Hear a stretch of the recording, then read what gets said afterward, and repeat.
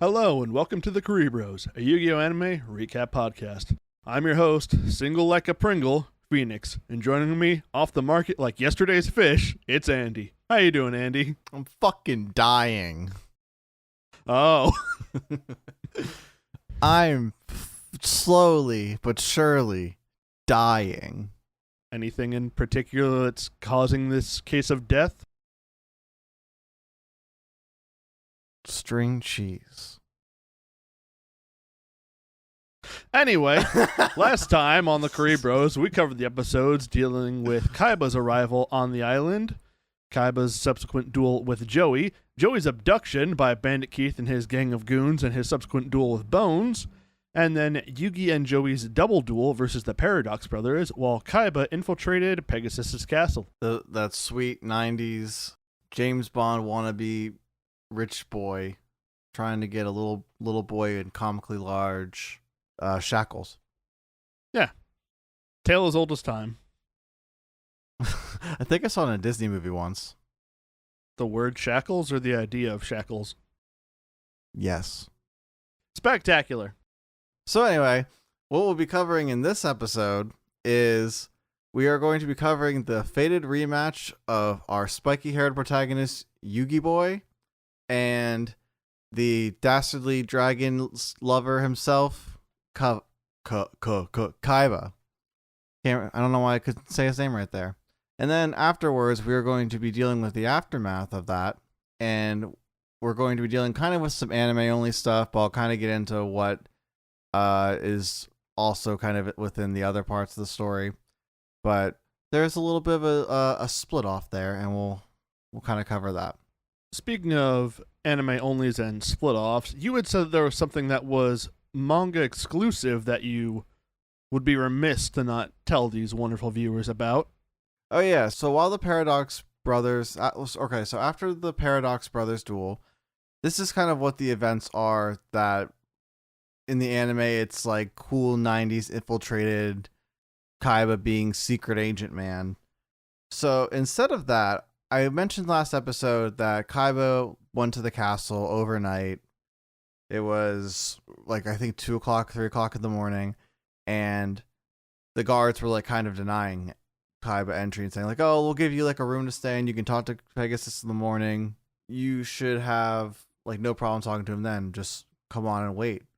So Kaiba responded to that as sanely as possible by smacking Croquet in the face with his briefcase, getting held up by Chemo only to have him drop the gun and take the gun and hold both Chemo and Croquet hostage. To really kind of show how dastardly he is in this, he puts Croquet's head in the suitcase, he has his foot over it, and he will literally snap Croquet's neck if he doesn't see Pegasus. And the interesting thing is, if that was all, like, if Kaiba first made that move like at like 2 o'clock, 3 o'clock in the morning, there is a timestamp that says second day of tournament, 4:20 p.m. Yeah. Oh, it's the weed number. It is the weed number. I'm not even kidding. And so Kaiba held Croquet hostage for over 12 hours. Oh. I mean, I could be wrong on that. But that's what I'm seeing. If I'm remembering correctly, it was like 2, 3 o'clock in the morning when he gets to the castle. So he had to have Croquet's head in the suitcase or like whatever for at least 12 hours, a little more. So did he eat? Did he have food on him? Did he have like a granola bar in that weird blue satin looking, actually it kind of looks like velvet, like a blue velvet like jacket, at least in the manga it does. I think it's actually just like some sort of like leather looking jacket in the anime. But yeah, so he holds out till 4:20 p.m. and Pegasus doesn't like do anything until he finds out that Yugi got all 10 star chips. And he's like, all right, I'll go do something now. And then he basically like meets up with Kaiba and like proposes the duel, as we will talk about later on. It's after that it kind of is pretty much somewhat similar, except for I think Pegasus. I don't think Pegasus takes Mokuba's soul yet, but I'm not sure. It doesn't look like he does yet. So I guess stay tuned for that. But he does it in the anime area, so that's not really a spoiler. But he doesn't do it yet in the manga. An impressive amount of time to be held off in a hostage situation / standoff. Unfortunately, Kaiba was resorting to violence instead of card games, so of course that didn't get his problem solved. You see, like, this is what was the problem with, or the solution with the whole helicopter hostage thing. He used a Duel Monsters card to beat Gun. It was the perfect plan. Yeah, should have just threatened to cut Croquet's neck with a freshly sliced Soggy the Dark Clown. Well, I think someone else is getting the cut in from Soggy the Dark Clown in this episode. Yeah, Kaiba's really only got one trick with that card. But, getting to that later, we will get to now. Episode 22 opens up with a quick reminder of Pegasus taking Mokuba's soul and telling Kaiba he can get it back if he duels Pegasus himself. But Pegasus will not duel him until he duels Yugi. Pegasus gives Kaiba some star chips and says, yeah, go and wager these in the duel. And he also, I thought this was a interesting note, notes that Yugi and Kaiba are destined to duel each other and uses a metaphor about his necktie, about how the two ends will come together eventually, which I thought was an interesting thing that would be brought up later of Kaiba and Yugi's somewhat intertwined destinies. Yeah. Which we'll get to that in future seasons. Funny enough, the 5 star chips in the manga are the ones that Mokuba stole. So he kind of uses them, so they kind of come back, because we talked about how Akimo in the anime just throws them in the ocean. So he just has 5 random star chips, but in this, it's the ones that Mokuba stole, so call back. Yeah, love that little bit of consistency. Mm-hmm. Meanwhile, the Friendship Squad have finally escaped the labyrinth and find out that it lets out right at the base of Pegasus's castle. Tay reflects on the 2 different sides of Yugi that she has seen throughout the adventures on Duelist Kingdom, and we get a flashback to the Burger World segment that is very reminiscent of Season 0, where Joey and Yugi find Taya working her after-school job at a burger place so she can pay to go to New York to study dance. Now, I actually have a question for you about how the sub handles this in regards to the dub. Did they mention being, like, already friends, or were they, like, not? They say their friendship kind of blossomed after that. I believe they mentioned they were already friends at the time, because they all knew each other. So, in the dub, they kind of make it seem like Taya, like, knew Yugi and Joey, but weren't, like, close with them. So, she kind of alludes to this being the reason she and Yugi even become friends, which is not true, because in the first chapter of the manga, they have been friends since elementary school. It explicitly states that. So it seems they're implying that Yugi and Joey were friends before Taya, at least in the 4Kids dub. Yeah, this one I think definitely leans more along the lines of what they already covered in Season 0 with everyone already being friends. And like you said, them with Taya and Yugi already being friends, as mentioned back with Grandpa Moto, talking about how Yugi and Taya used to walk to school all the time.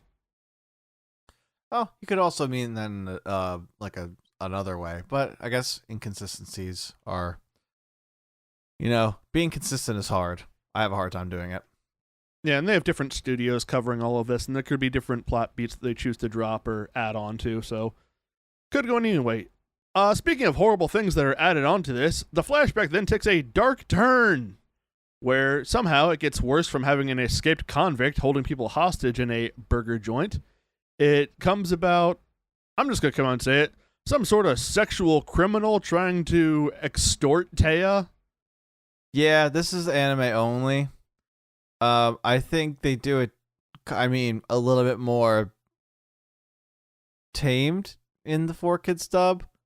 It's not far off from like a standard Yu-Gi-Oh chapter though, where it's like Yugi and Taya are established, conflict happens, friend is in trouble, Yugi comes in, becomes Yami, and plays a game to save the day. It's kind of actually weirdly beat for beat what a standard Yu-Gi-Oh chapter would have been in the early days. Yeah, it did very much feel that way, and it does end with Yami mind crushing this sexual criminal. We're not going to dwell on this any further because thinking about this feels bad. This is all bad. This should not be a thing that we have to deal with anymore in our media. Bad, mind crush. I guess it's fine at the end of the day. Anyway, back in the present, Taya and Yugi are having a brief chat while the rest of the friendship squad head up the stairs, and Taya talks about there being two Yugis, the more confident Yami side, and the meek little nice boy that is Yugi, who also happens to be 3 feet tall. Unfortunate side effect of being nice. Yes. Taya says that although there are two different ones and the one is a lot more confident, Yugi shouldn't worry about it because he'll always be Yugi, which means that they'll always be friends. The squad then goes up the stairs to find Kaiba is waiting for them. Kaiba then immediately starts villain speeching at Yugi and Joey, and Joey says that he'll take on Kaiba, only for Bakura to remind Joey ever so kindly that Kaiba absolutely whooped his ass the last time they dueled. Yeah, he wiped the floor with that motherfucker, and he did it on easy mode apparently. Yeah. However, Kaiba does have a brief moment where he is impressed that Joey was able to get 10 star chips, and so he is upgraded in Kaiba's eyes from a loser to a nobody. Thanks, Kaiba. Funny, it was like a loser to a deadbeat in the other thing, but in like the manga, but in the dub, he kind of just like scoffs off at like just saying, I guess there's a lot of weak duelists in the dub. They really try and lay on thick with like him being an asshole still in the dub, I'm noticing. Yeah, in the sub, I do kind of like this almost sort of backhanded acknowledgments from Kaiba about Joey's abilities. It's weird. It makes Kaiba a lot more of like a I don't think anti-hero is the right word, but more of like that kind of like antagonistic rival duelist who, while he's less of a one-note villain of the week that we've normally had, where like he does like acknowledge the growth of Joey, which is enjoyable to see. They don't really do that. I mean, they kind of do in the dub, but like it's definitely he lays it on more thick in the performance, or at least in the script with at the beginning. Maybe they're trying to come off as he's trying to become the tough guy because that's what he needs to do to win. Because that is kind of a theme that goes out throughout this duel with him. Yeah, Kaiba definitely goes some places in this coming 3-parter. Mm-hmm. Kaiba notes to Yugi that the reason he lost was because Yugi was protecting something which made him stronger and duel harder. And so now that Kaiba is dueling for Mokuba's sake, Kaiba believes he'll be strong enough to win. He's a little confused on his reasoning, but he is got, the spirit of friendship in his heart. He does have that dual spirit that they keep talking about. He's just kind of like misunderstanding it. Yeah, like you did abduct an old man, steal his property, and then get beat by Exodia. Not just steal, he destroyed property of his. Oh yeah, he did do that, didn't he? He ripped that Blue Eyes in half. Asshole. I wonder how many times that scene was replicated on Playgrounds.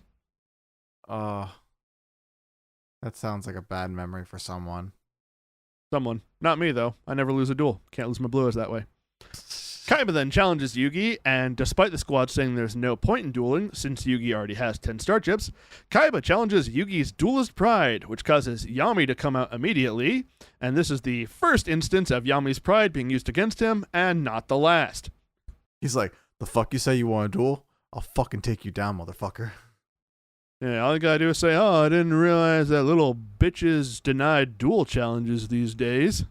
And sure enough, Yami will show up, like an idiot.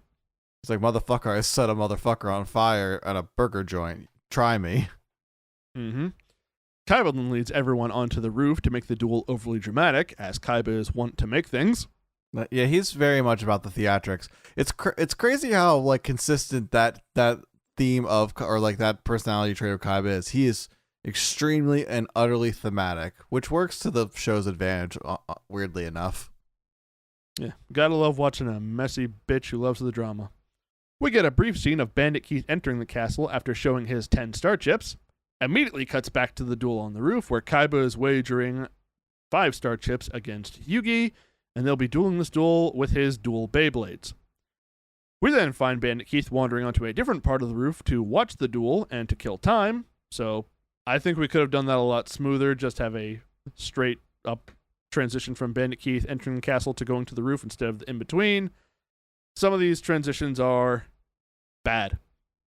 Yeah, they kind of are. I was kind of wondering, what do you think about like this version of the dual disc system? I think it's dumb. I think it sucks. Yeah, I've never liked it.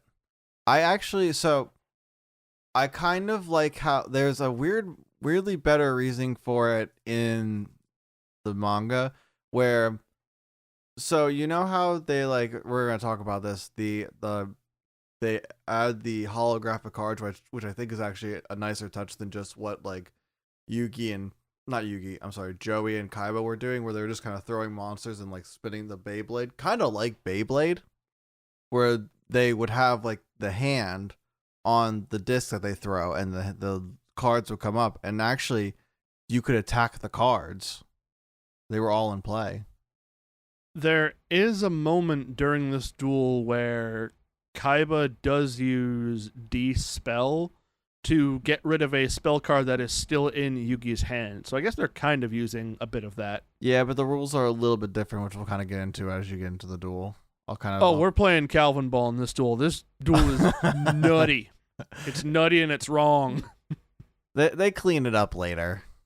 They make the dual disc actually one of the coolest things ever. Oh, they fixed the dual disc. This hot garbage is unsalvageable. Oh man, I like I said, I think they kind of make more sense in the original story, but we'll kind of go into it.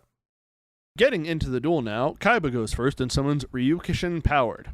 Yami plays Curse of Dragon in response, and Kaiba says, deciding to have an aside now, that only he can beat Pegasus because Pegasus can read minds, but Kaiba thinks his solid vision duel system will hide his facial expressions and block this. He is half right in this logic. Pegasus can read minds. Solid vision will not help you, Kaiba. You idiot. It's magic.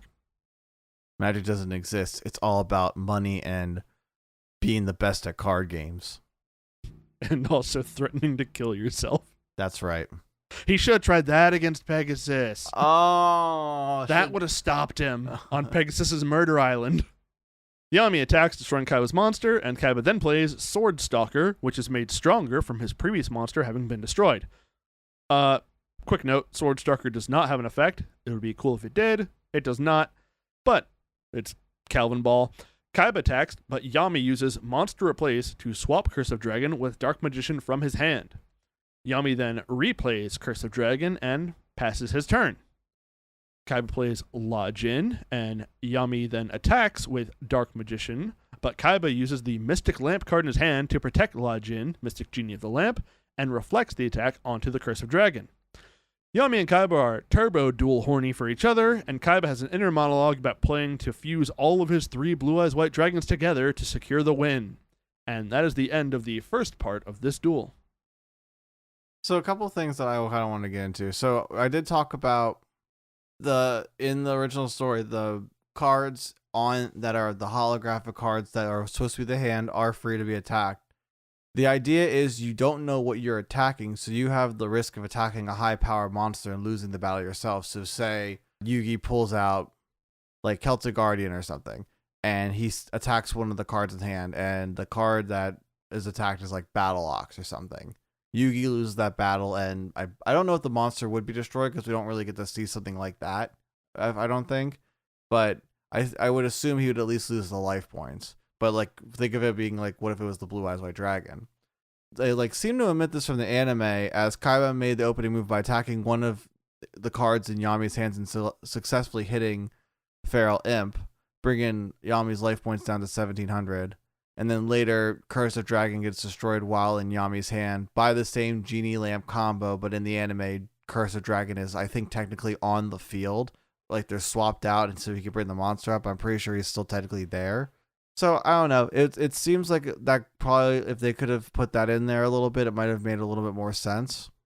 Also, there were some small character moments I feel were taken out of the anime, at least in the dub, that I feel would have only stood to help the story, where during the duel at this point, while both of the duelists were trading blows with one another, they do seem to be duel horny, but it seems more like a competitive respect and an excitement with one another, despite the serious circumstances from both sides, where more in, at least in the dub, Kaiba is definitely fueled by the like wanting to get Mokuba and Yami with Grandpa. You don't really see as much of that kind of like, haha, like he's a good, wow, like he's a great duelist. And did you notice this? Compared to all the duels we've seen up to this point, besides maybe the Kaiba Yugi duel, this has seemed a lot more like skilled than what we've been kind of used to, where like I think with a lot of the duels we've seen, especially even with Yugi, a lot of it's been kind of like kids' gloves. And then this seems to be like kind of them both playing at their best, or seemingly. I get what you're saying, where in previous duels it was a lot of protagonist does a thing, antagonist sets a trap, protagonist falls into it, finds a way out of it, wins the duel. But this is a lot more back and forth, where Kaiba and Yugi each have some sequence of cards that they're like waiting to unleash on each other. Like, he's got the La Jin protected by the lamp, and then the lamp fires back, and then he attacks, but then he uses the replace to swap out for his stronger monster. And it's like, he's got the moves. Yeah, it's like just exactly what you just said with plays a card, next turn someone sets a trap. Like they do all that in one move, or it's like one combo each. So it's a lot more, while it's fast paced, this could be a 3-part episode, but it's a lot more fast paced in the sense of the dueling style, and both are trading even blows with one another. It's honestly a good comparison to like watching two shonen characters try and like trade blows in an attack, like in a normal battle shonen where they're like using fists, but you can clearly tell visually that they both are like holding with one another. Kind of like maybe like Goku versus Cell. You know what I mean? Like they were both really kind of like holding to one another. I know at the end Cell wins. Sorry if you never watched Dragon Ball Z, but yeah, sort of like showing off, flexing on each other, but at the same time measuring each other's ability. Yeah, exactly. Yeah, I can definitely get the feeling of that. And also I think it's a good time in the story for them to implement this sort of style of dueling, because we're about to enter the finals, so it makes sense that we'd be seeing everyone dueling at 110%. Yeah, and we do get to see more of it later, I'm pretty sure. So it's a good kind of like, this is one a little bit of a palate cleanser from everything else we've seen before, with as far as like the dual disc and like the setting and what have you. And even like how the game is played in this duel is, like you said, Calvin Ball, but it's going to be kind of, it's definitely at least keeps you guessing a little more. Going back to what you said about people not having seen Cell, I'm just realizing this now. I've used the term Calvin Ball a lot. For those of the people in that don't know what Calvin Ball is, there's a comic called Calvin and Hobbes, wherein the small boy has his imaginary friend / stuffed tiger, Hobbes, and sometimes they play a game called Calvin Ball, which is sort of like kickball and baseball and whatever thing you can think of, and tag, and the rules are made up on the spot for whatever the comic strip needs to be funny at the time. So when we say Calvin Ball, we mean they're making it up. It's all bullshit. Just go with it. It's fun to watch. Yeah, that's completely it. I love Calvin and Hobbes. That was one of the best things, like best comic strips growing up. Oh, super good. It's really cool to see this whole like Kaiba Yugi, Yami Yugi kind of like dueling back and forth, especially with like what you said with Pegasus earlier about their fates are intertwined, like the, what was it, the rope or the bandana or whatever. And necktie, that's what it is.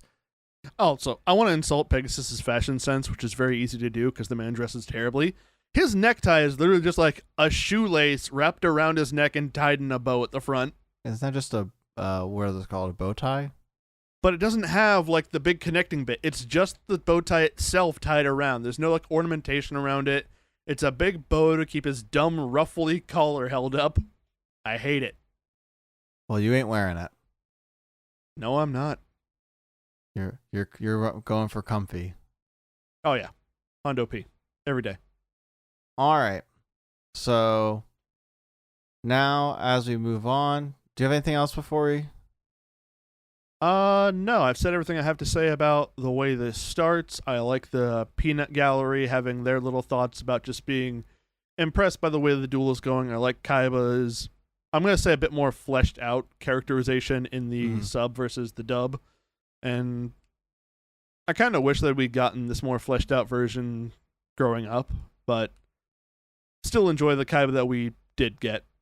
Yeah, I mean, they do better with him as it goes on. Maybe it's just because it's becoming more and more apparent he's not this kind of person he's set up to be at the beginning. But yeah, he's a little more harsh. He's a little bit more driven by just like Mokuba and like saving him rather than like dueling, which I think is the fun part of it, at least personally. I think watching that competitive spirit and competitive nature between both Yugi and Kaiba and that rivalry just makes the story a lot better, and I kind of wished it wasn't so. It's fun to see the tension, but also the fun that they both have. Like, yeah, in most battle shonens, they're fighting to save a world or save their friends or save their family or save someone, but there's those moments where those two competitors or fighters or whatever maybe in a sense respect each other. It goes back to, it can go to Goku and Vegeta, Naruto and Sasuke, any one of those kinds of dueling trope, like we're not dueling tropes, but it's like anime trope characters or of rivals. It's what makes this kind of genre a little fun. So I wish we got to see more of that early on. Yeah. And to bounce off what you said about the rivals trope, I have been asked before and had different conversations about who are the better rival pairs between like Yugi and Kaiba versus Goku and Vegeta sorts. And I do think that Yugi and Kaiba are the better instance of rivals, because thinking about the whole lifetime of the series, they don't face each other all that much, which is true for both Goku and Vegeta.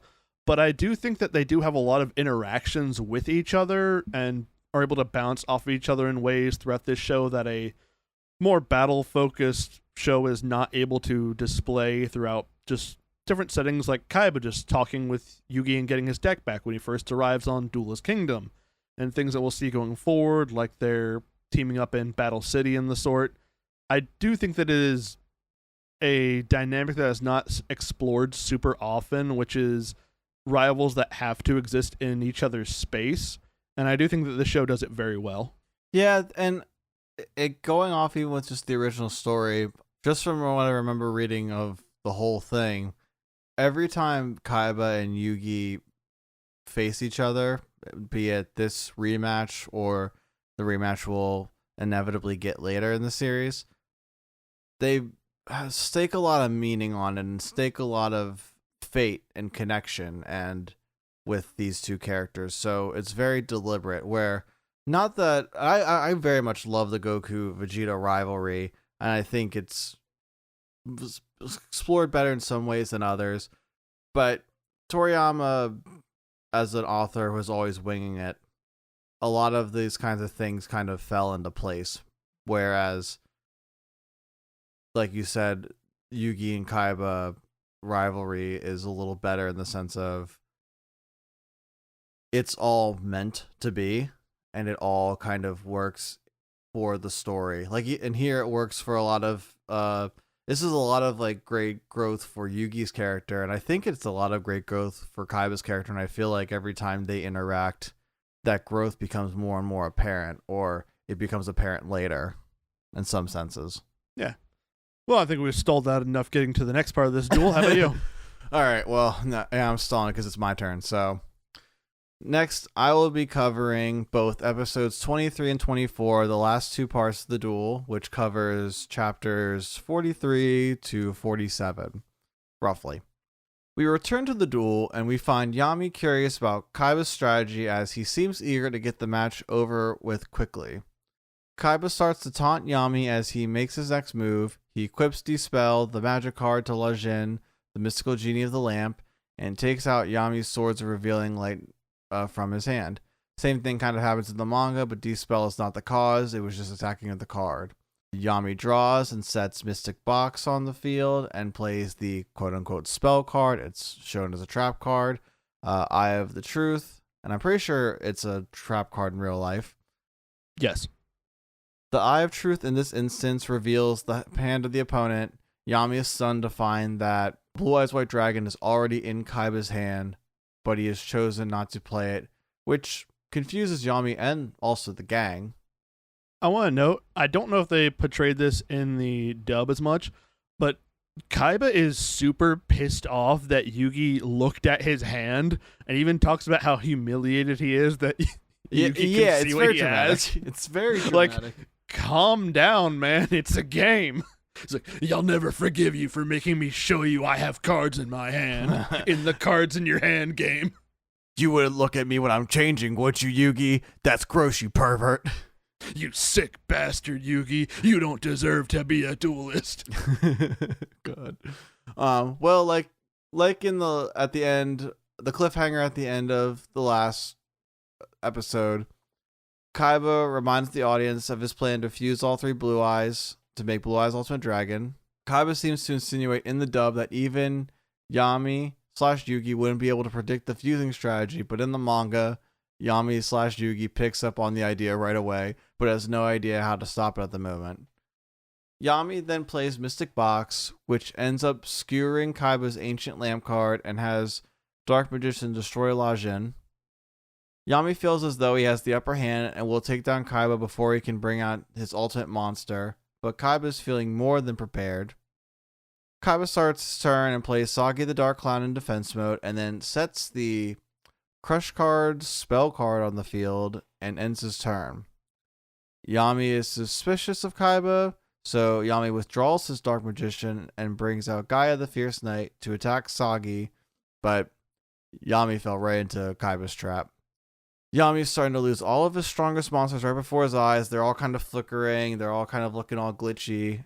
Kaiba reveals that the Crush card virus now has destroyed all of the cards in Yugi's deck with over 1,500 attack points, and they are utterly useless for the remainder of the duel. Yugi's deck has now been rendered without any of his most powerful monsters. There's not really any way to beat Kaiba's powerful monsters like the 3,000 attack Blue Eyes and whatever else is to come. The gang is uneasy and worried for Yami and Yugi, but obviously they don't lose hope. They're friends. They're in it till the end. Bandit Keith is watching from afar, kind of like in like some sort of like watchtower or whatever. I don't know where I can really you call that, but he's really enjoying watching Yugi suffer. In the sub, Bandit Keith is just sort of watching the duel and remarking that both Kaiba and Yugi are actually pretty skilled duelists. Yeah. But still with that cocky Bandit Keith attitude that neither of these guys could beat me, though. There's a lot of censor swear words in the original story, but well, you know how Americans are. We can't help but say fuck every other sentence. What the fuck do you mean? I don't know. Sometimes just say whatever the fuck comes to mind. I don't know what you're fucking talking about. Anyway. Yeah, fuck it. Yami is forced to play Silver Fang in defense mode. Kaiba draws into his second Blue Eyes, excited that he has Yami right where he wants him. Kaiba then plays Battle Ox to clear the board of Yami's Silver Fang. Even Battle Ox is proving to be too strong of a monster for Yami to handle at the moment. And it feels like it's a seemingly hopeless situation. But, as Yami starts to waver, he's determined to kind of get this to the end. Yami draws and plays Griffor, while Kaiba scoffs at Yami thinking he played a monster in defense mode. Yami reveals that he actually played Griffor in attack mode and follows up with Horn of the Unicorn to boost Griffor's attack to 1900, which destroys Battle Ox. Now, this is where he kind of gets the loophole because this is a power boost, so he can at least somewhat buff his weak monsters. But unfortunately, for Yugi at least, Kaiba draws into his third Blue Eyes, and now all he needs is polymerization. He plays Gift of the Mystical Elf, which he just refers to as Mystical Elf in the dub, which is dumb, and gains back 300 life points to keep him at a better chance of victory. Kaiba finally makes his move and summons Blue Eyes White Dragon to take out Griffor, which sends Yami's life points down to 400, or 100 in the manga. Yami does not falter and plays Giant Soldier Stone in defense mode, but Kaiba finally draws polymerization and unleashes his ultimate plan. Our 11 spider-eating teenage business tycoon fuses all 3 of his Blue Eyes White Dragons to summon Blue Eyes Ultimate Dragon with an attack strength of 4,500 points, which I don't think we've seen a card with that kind of strength yet in the show. What do you think? The next strongest thing we saw was Gate Guardian, which I think when it was all 3 parts was 3,750, and then the Black Skull Dragon, which I want to say was 3,200. Also, if no one understands the 11 spider eating, watch our previous episodes. I don't know why you aren't watching our previous. Why are you jumping right into the Kaiba duel? We have 5 other episodes full of worth of content. Get back there, then come to here with the 11 spider eating bit. I think the Skull Dragon gets a buff though to go to 4,200 if I remember correctly, but I can't remember actually. Yes, you're correct. Joey had used his copycat to steal one of the Paradox Brothers cards to take half of Gate Guardian's power at the time and add it onto Black Skull Dragon. So we were close, but Kaiba does now have the strongest monster in the game as of right now. This looks truly hopeless for our spiky-haired lad. He gazes at his deck, wondering if there's any way out of this, and starts losing that dueling spirit. But friendship always comes through in the form of a cheer section on the sidelines, which, through the love, support, and the cheering, reminds Yami and Yugi what they're truly fighting for.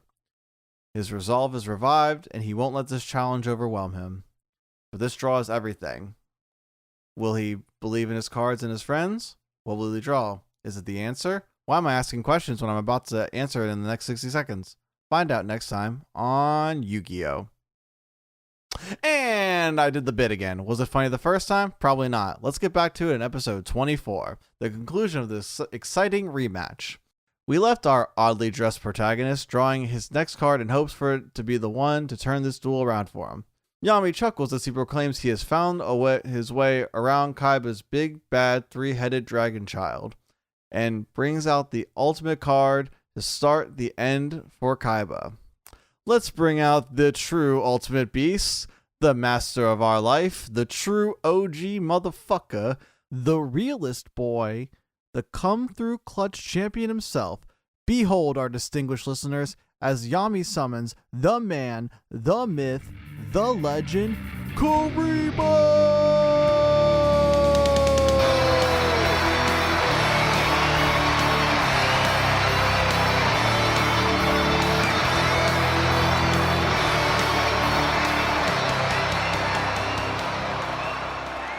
Now, motherfuckers are doubting the master himself. Kaiba laughs in the face of God, which visually makes our Lord and Savior unhappy. Yami, who knows not to fuck around with Kuribo, defends his obviously superior move and follows up with the ultimate combo, the multiply spell card. Suddenly, hundreds of Kuribos swarm the field, swanging meat like a badass. Kaiba uses Blue Eyes Ultimate to attack the large group to no avail. More Kuribo appear. This was Kaiba's true downfall in the duel. He doubted the motherfucking best monster in the goddamn game. Fucking Kuribo is gonna beat this rich asshole to lower middle class. Yami is not yet done as he reveals he is fusing Mammoth Graveyard and Living Arrow with polymerization. Now folks, I know we talk a lot about bullshit moves, ass pulls, Calvin Ball, for the plot to give our multi-hair colored hero the W. I think that though, this move works only because Kuribro's on the field, so Yami's in the realm of gods that allows him to make whatever move he needs to make to win. He gave his faith to Kuribo, and this is how Faithful Fucker gets rewarded.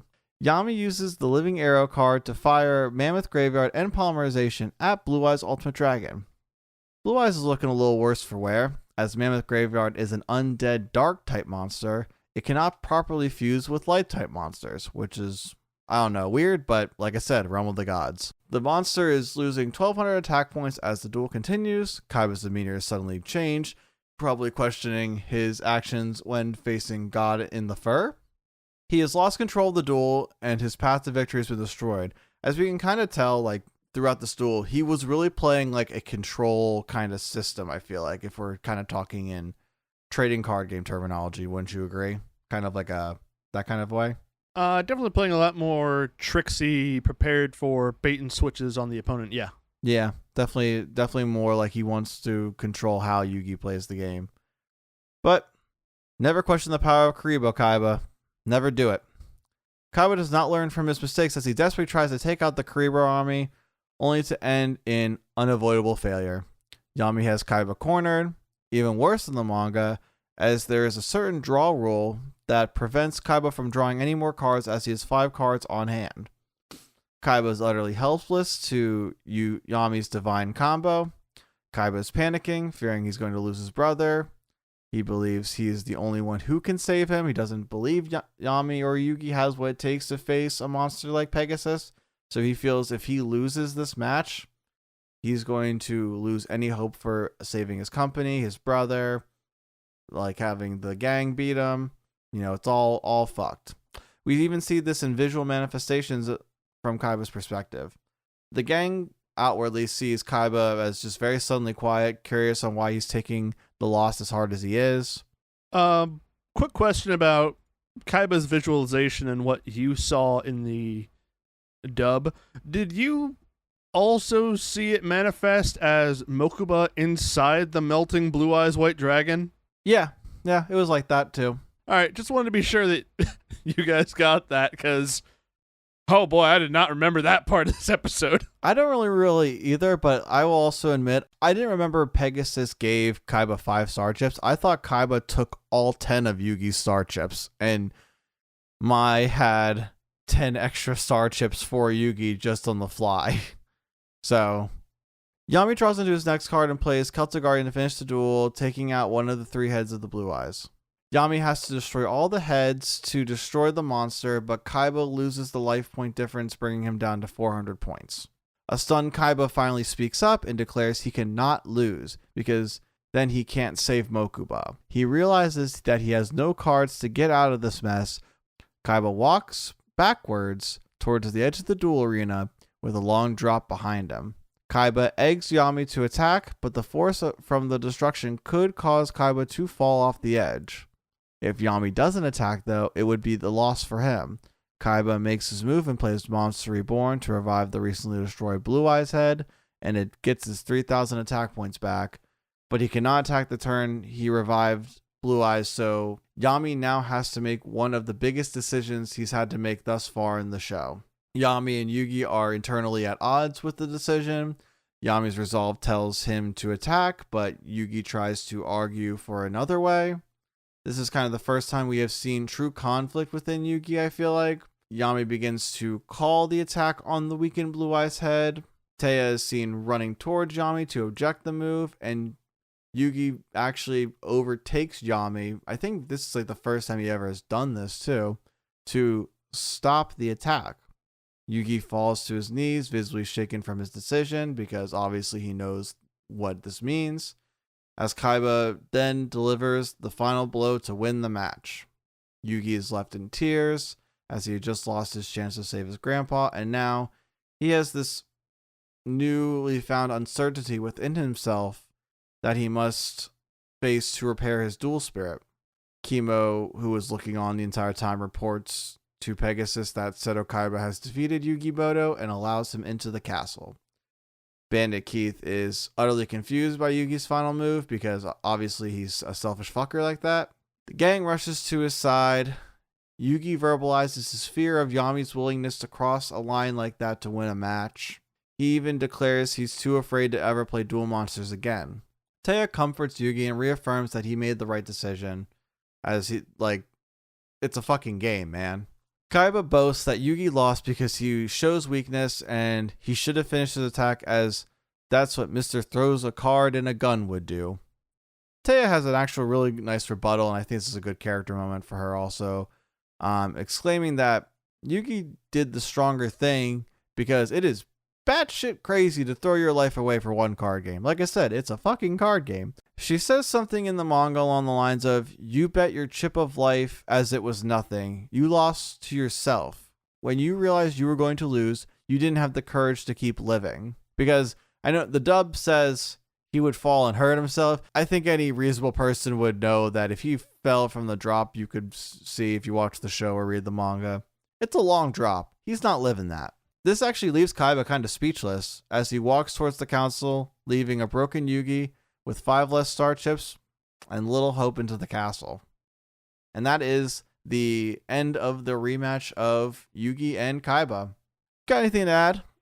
I think this was a very good, if not mechanical duel, then at least a character duel between Yugi, Yami, and Kaiba. I also sort of liked something I thought of after the fact, but in the sub, when Kaiba's first Blue Eyes head is destroyed and he takes damage, he remarks he'll move back 100, or he'll move back 1 step for every 100 points of damage he took, which made me think a lot of the Shadow games that we've had in the past. And I do like the bit of a change where it is normal person that is putting Yami into the Shadow game and also threatening his own life. So I like that little bit of a reversal. I didn't think about it like that. That's actually an interesting perspective on it.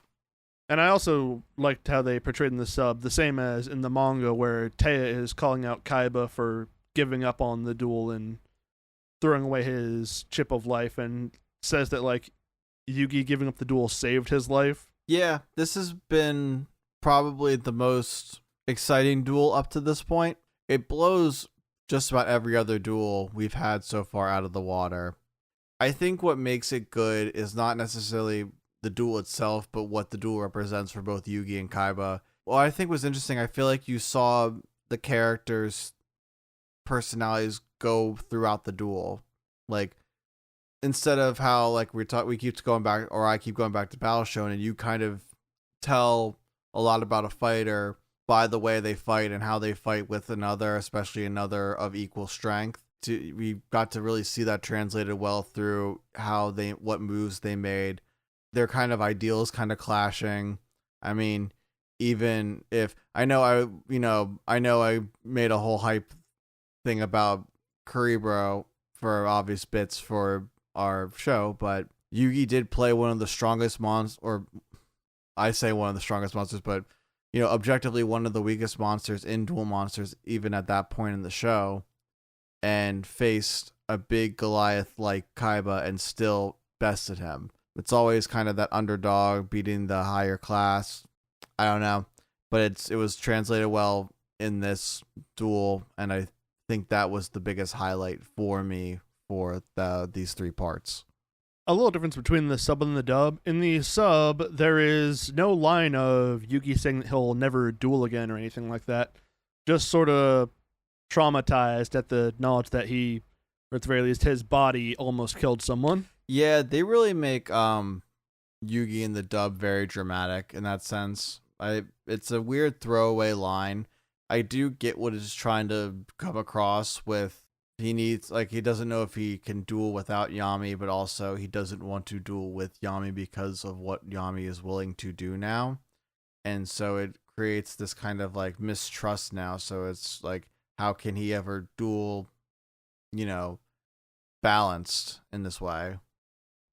Yeah, knowing that the confident side of himself is also willing to do literally whatever to win is sort of got him shook to the core to ever let that side of him take over again.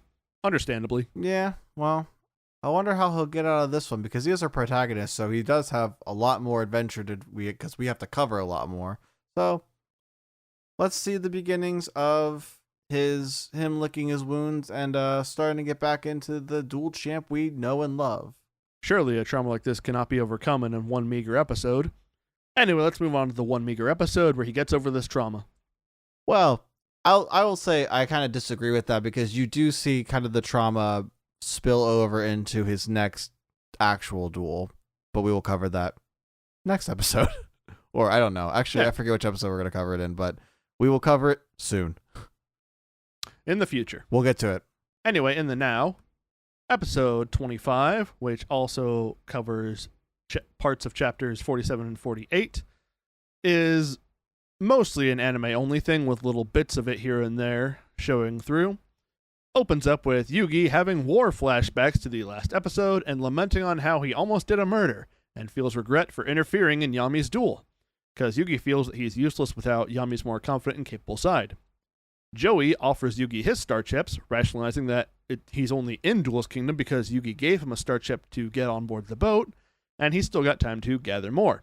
Yugi does not respond to this at all, so Joey decides to grab him by the collar of his shirt and just pick him straight up off the ground and start shaking him around. That'll fix him. As this is happening, resident girl boss Mai Valentine shows up, everyone cheers, and Mai remarks that she is impressed to see Joey has gotten 10 star chips he needs. We then cut to a shot in the interior of the castle where Kaiba is going after Pegasus. Pegasus, being the dramatic bitch who lives for drama that he is drinking wine and watching on his cameras that somehow move along with whatever they're watching. Back outside, Mai is shocked to learn that Yugi lost a duel and is more upset to learn that Yugi has seemingly given up on getting into the castle.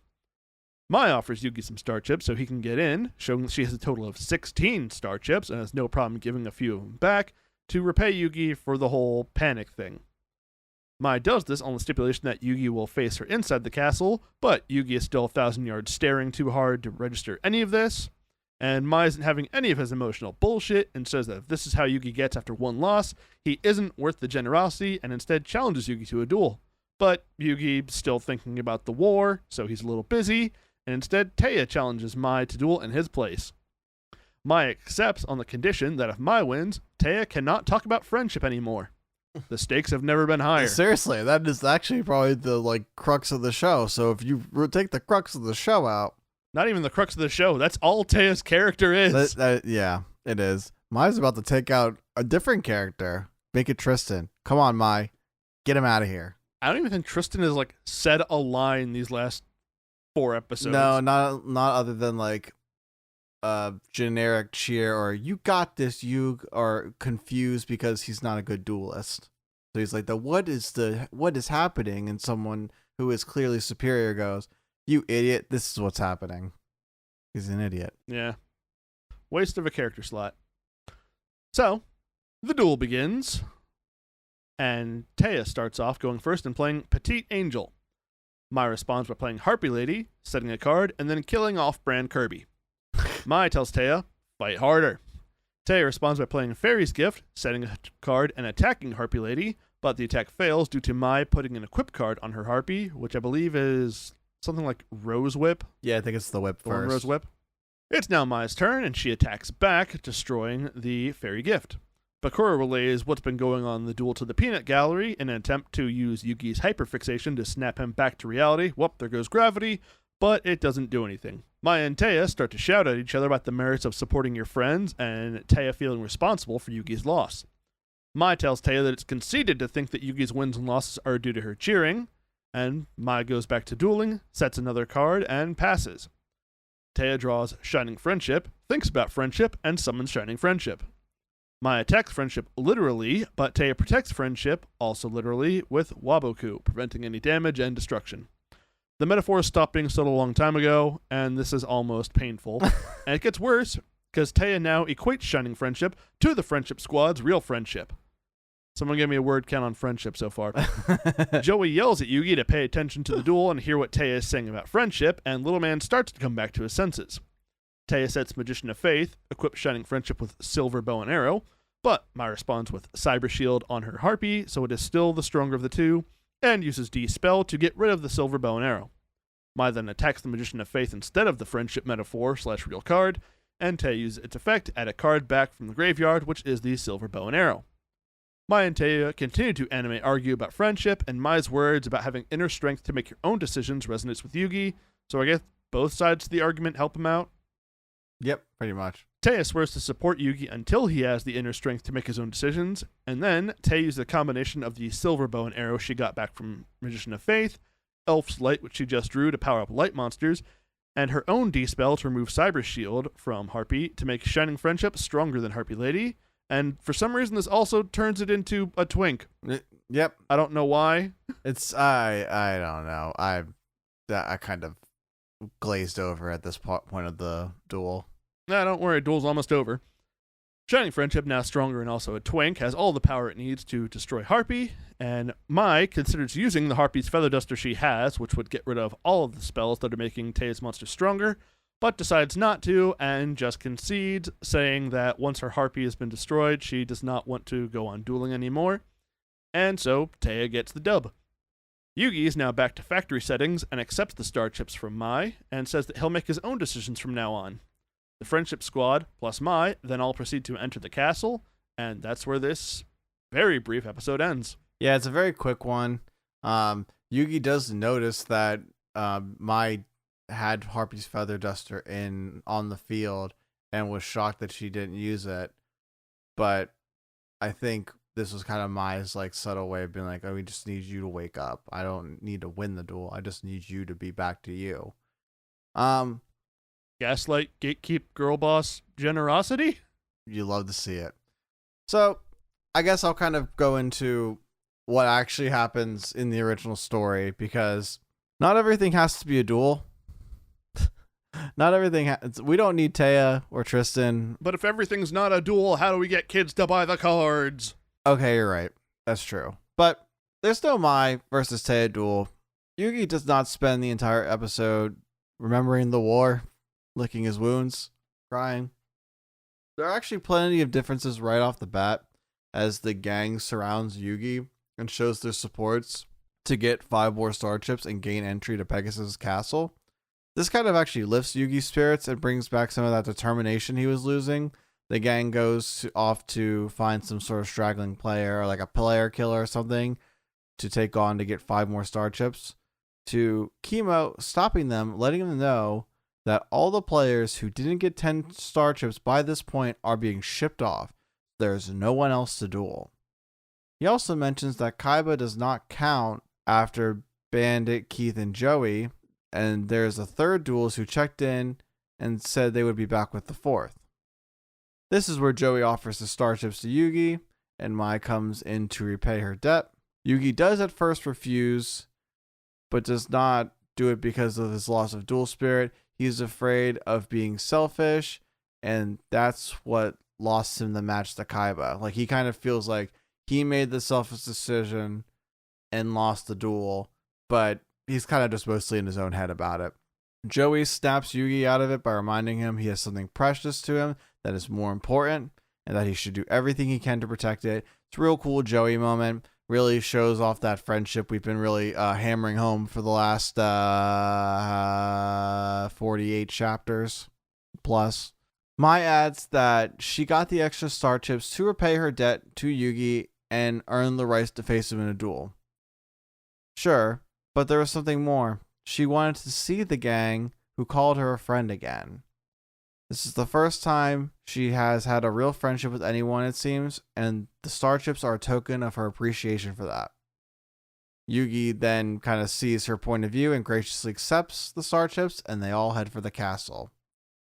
And that's where we kind of leave off. That's, not too much in the terms of fun action or events, but a lot of cool conflict with Yugi that he's kind of verbalizing. Some good moments with not only Joey, but Mai. And we get that friendship squad just a little bit tighter. Like I said, I think Yugi's got a long way to go after this match, and I think we will kind of start to see that a little more as we get to go on. So, yeah, I don't know. It was a pretty good episode. Not really too much to talk about on it. It is just a good kind of palate cleanser for what is to come, which is... Next time on the Kuribros, we will be covering Creator versus Champion, Part 1 and 2, which will be Kaiba and Pegasus' showdown, and the night before the finals, where all the duelists who have gotten 10 star chips are gathered, and they find out the brackets for the tournament going forward. So another kind of a big player duel, and then a little bit of a palate cleanser before the main action. Will be interesting. I'm excited to kind of get back into this. I feel like one of the duels I used to watch the least when I was growing up was this Kaiba versus Pegasus duel. So I'm excited to kind of revisit it. Oh, that's surprising because I always enjoyed that one. Love to see Pegasus just go freako mode. I liked it too, but I think, weirdly enough, I think the Pegasus duels were the ones I ended up watching the least. So they're going to be the ones I know I'm going to watch, and I'm going to kind of be like, I don't remember this, or how did he do this again? Because it was the same thing with the Yami Pegasus duel. I don't know. Sometimes I just couldn't catch it on the TV when I was growing up. You know. The burdens of cable television from the childhood years. Yes, when you couldn't actually pick the episode you wanted to watch. Yeah. Well. Anyway. Shout out to the internet. Before we kind of end the podcast, do you have any kind of final thoughts with anything we kind of covered tonight? I think we've pretty much said everything that needed to be said. I liked all the episodes we covered as far as them covering character growth that we see with Yugi and Kaiba, and also Mai to an extent. I do believe that the stuff that you covered from the manga and how it covered this, I think probably would have been more enjoyable now, but as a child, I probably just wanted to watch them play the card game. So I understand why they did it the way they did, but given that there are other episodes, like what we're going to be getting to, where there is no dueling involved, I think they could have done a duelless episode and just focused on character growth and reflection. But I guess it also makes sense why they didn't if they're about to have another duelless episode soon. Yeah, I think you need to think about longevity when you're kind of writing these things. Like, yeah, we are young when we first saw Yu-Gi-Oh! And so some things kind of can get a little shadowed over because we don't really care and don't have the attention span for it. But I think having these kinds of moments would have kind of helped, made you care about the characters more. So when these duels happen, you get that kind of payoff of excitement that's being built up before the duels. It's done. It's definitely done pretty well throughout the series. It's not always as well in the anime translations of it. So that is the end of that. I think we can now transition to the end of the podcast where we talk about our socials. Do you want to start off? I would love nothing more than to talk about myself. If you're looking for me on the internet, you can find me at twitch.tv/PhoenixFarce or youtube.com/PhoenixFarce. That is PhoenixFarce. For those of us who don't know how to spell those words off the top of their head.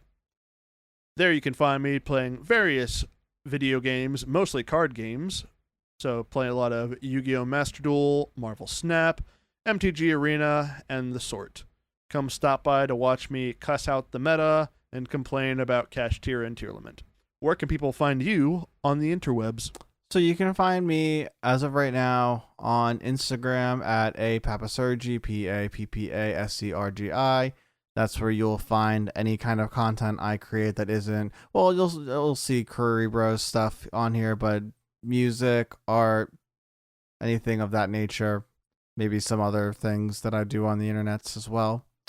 And we'll kind of see where that grows. Other than that, you can find all the Curry Bros on all the social medias in the links in the descriptions of this episode. And yeah, so here we are, the Curry Bros, signing off. My name's Andy. I'm Phoenix. Giddy up and goodbye. Get up!